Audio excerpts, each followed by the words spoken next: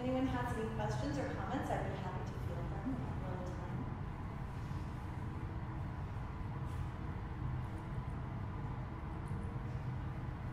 I think you have some interesting ideas that I'm not taking time to think about in terms of written words and reading sources, but because I teach music, I've thought about them in that genre. The major minor scale systems that we use and progressions that we're comfortable, that we like to hear, that bring us pleasure, that satisfy us most. They were discovered by Johann Sebastian Bach, father of modern music, 400 years ago, almost, thereabouts. And we still use them today, and we still like them. We want that same chordal progression as you hear in Pachelbel's Canon and B. We want to hear that in everything. And there's things on YouTube that show how in every genre, whether it's jazz or country or whatever, we like that same chord progression. We just write a different melody line over it, and that's what we want to hear. We're happy with it in all these different presentations of the same thing. And, you know, we don't want to go back to modes that were before that. We don't want to go to the Eastern pentatonic sounds. There have been people who've tried to invent new forms like John Cage and the 12-tone rose, but we don't stick with those. We want to go back to what somehow essentially pleasing to us to hear. It's because we're still in the same culture that Bach was in. There hasn't been a cultural shift big enough to get us to that next thing, as there was between modes and the kind of music that Bach was composing. I mean, I think that the culture we're in is very old, but it's not eternal or essential, and there will be a change. I really believe. Do you think that happening written words and the way it affects us? Yes, I do. And if you think about music, it's interesting that you say that those familiar chord progressions make us happy, but actually the chord progressions have themselves connotations of sadness or mirth or contentment, or, you know, it's interesting how different sounds in music are coded with those particular emotional associations. Okay. And it's used very much in, for instance, film soundtrack. You hear a certain kind of music and you're cued to have a certain kind of feeling, a certain response. I don't think that's so much from just the chordal progressions. That's more from a major scale in the melodic development, or a minor scale, or a harmonic minor, or melodic minor that has this sense of feelings. Beethoven used to write his music. He'd write something and then he'd play it in every key and listen to it dozens and dozens of times in every key to figure out, you know, D major is a happy key, you know, and so you have colors of emotion from different keys that you write in, which colors it, more so than the chordal progression. Well, yeah, I'm sorry, I'm not speaking as technically as you are, but certain sounds in music do have certain emotional associations for us. And the thing that I think is really cool about, I mean, if you want to think about the visceral experience of history, if I stand up and sing the D minor Mass, which I've had the pleasure of doing a number of times, as my body, as I read those notes on the page and my body produces those sounds, I am reproducing what people in Bach's choir did. That's the same exact experience that they were having in their bodies when they made that music. And so to me, it's the same kind of sort of historical thrill, if I make myself conscious of it, that our eating this dinner was for us. Yeah, there are definite parallels. Definitely. Yes. Was your paper published? Yes. It was published in a journal called Victorian Studies. I think it's spring of 2010 is the issue. So you can find that if you look at in the journal search online in the top section. Yes. You talked a lot about physicality of reading and things like that. What do you think of new ebook readers and the internet age and how that separates us from kind of historical perspective? Well, I think from my point of view, it's very exciting because it's something new to think about in terms of the physicality of reading. I think there is a big difference between holding pages in your hands that you turn and holding the e-reader and just kind of tapping to turn the pages. And the other thing I noticed about using an e-reader, which I only just started the last 6 months or so, is that all pages look the same. It doesn't matter what book I'm reading, the font is always the all books become identical. So it takes out a certain visual experience of reading that I always had taken for granted before, of different typographies, different layouts, and so forth.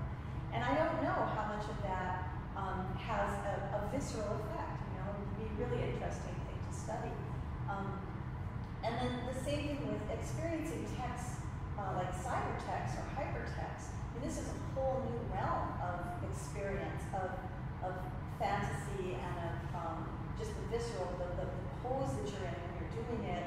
And if you even take it as far as like virtual reality, where you're moving and the story world is moving with you, I mean, we're just going off into a completely new realm now. So it's not something I've studied, but from my point of view, something that would be really interesting about it would be, what's its relationship to gender?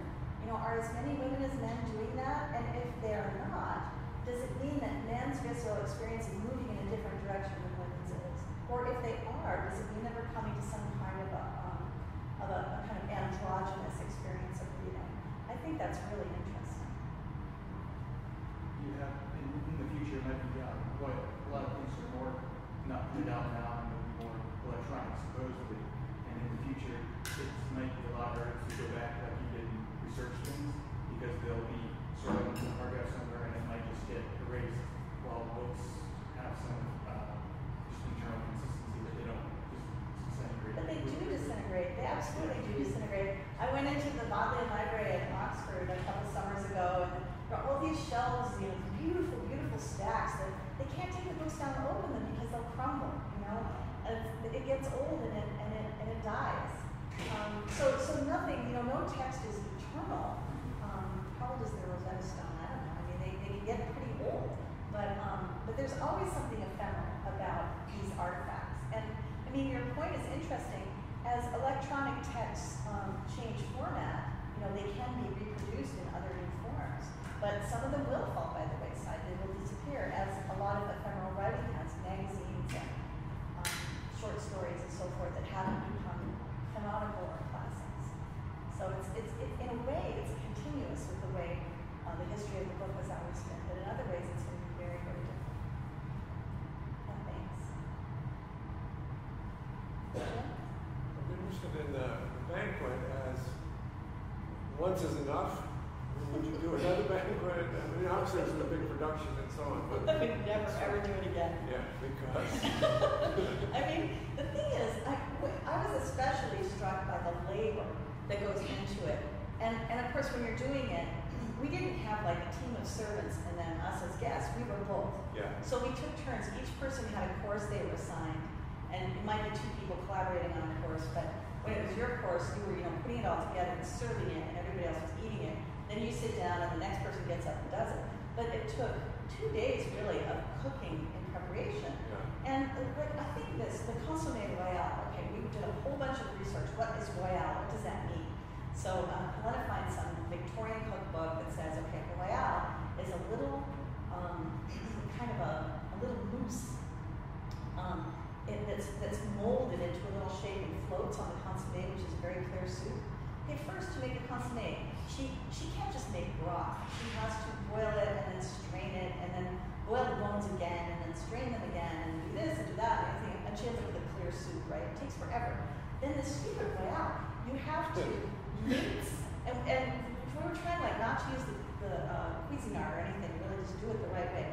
Mince chicken so small that it's pulverized, and then you form it into a certain kind of mousse, and then you put that mousse in we found these little they're like chocolate molds, because we couldn't really find royale molds, but that's what they look like, these little tiny little tin ones. You put it in there, and then you float them in a bath of water in the oven and bake them, and then you have to just chill them, and then you can take them out having both molds. Okay, and you know what? You eat that royale in one bite. Yeah. One bite is the tiniest thing. Oh, it's gone. You think about, oh my God, all the hours of servants' labor in a kitchen of putting that stuff together just makes you realize how cheap human labor was in Victorian England. And just that one little thing took hours and hours and hours and hours to produce. And you know what? The dinner itself wasn't that pleasant to eat. There were individual items that were kind of nice, but the thing we realized about Victorian cooking is that every dish has cream, eggs, butter. Cream, eggs, butter. Cream, eggs, butter. Doesn't matter if it's the fish, if it's the chicken, if it's the beef. we had one fish dish that had a cream sauce with chopped hard-boiled egg in it. The chicken that I made with filet mignon is like this really kind of oily sauce with mushrooms and wine, and then fried eggs on it. I mean, you know, it's so rich, it's just adding more and more and more fat into everything. You know, it was tedious. It was tedious to eat that thing. And you know, what can I say? Did I discover anything I liked? Somebody made peas with mint. That was nice. There were 2 vegetables this whole dinner. All of those fats and proteins, and then there were peas with mint, and there were little green beans. That's it. I'm assuming the portions are smaller. Well, see, this is the thing. I tried really hard to make the portions small enough that I could actually eat some of everything, and it was really hard to do. I mean, if, you know, you get served from a platter of chicken, and you're supposed to take a piece of chicken, and the recipe has pieces. Now, of course, American groceries are bigger than Victorian groceries would have been. A Victorian chicken wouldn't have been like monsters that we buy in the supermarket now. So a chicken leg would have been daintier than it is. Even so, if you ate half of a small chicken leg and then still had to eat the fish with the cream sauce and the saddle of mutton and the steak with the cream sauce and the there was another thing too. I mean, it was impossible really to be comfortable eating all that. And so, and we honestly don't know, and we can't find evidence for whether you were supposed to select, whether when the person came around with the chicken, you had the menu, you said, oh no, I'll pass on that, I'm waiting for the fish. If people did that or not, we think it probably would have been impolite. And someone like Queen Victoria, when she came to the throne, she was 18 years old, she was tiny, right? She was like a size 5, right? Very, very little. And she reigned for 3/4 of a century. By the time she died, she was enormous. And it's because she took some of every dish. That's what she did every time. But the lifestyles of that time, people were more active. No, not these people. We're talking about aristocrats. Okay. They were not. They were not. I mean, the servants were certainly active, and they were eating the leftovers. I mean, that's part of how household economy worked then. Is that you know, they'd serve all the foods upstairs, and then whatever the you know, the family, the owners didn't eat would come downstairs either for a later meal that same day or be recycled the next day. So the servants ate very well, but they ate what was left. People like George Sharp walked a lot. We'll give him that. He walked a lot. He walked everywhere all over London, 5-10 miles a day. But he was very, very unfit. When he died, he was very gouty. He was extremely overweight. You know, he was drinking all this alcohol and eating all this fat all day long every day. It was not a healthy way to live. I just want to say I thought that your voices merged very well together. Oh, thank you. You can hear the shift though, I bet. A little bit. But Yeah. It was good. Oh, good. Thank you. Thank you. I appreciate that. We've been talking to each other like for 25 years. I think we've kind of like merged our personalities. Yeah, I wouldn't have known until people wrote that. Really? Well, that's cool. Thanks. Thanks. Anybody else? We have a couple minutes. Well, thank you so much for coming and listening to this scholarly stuff.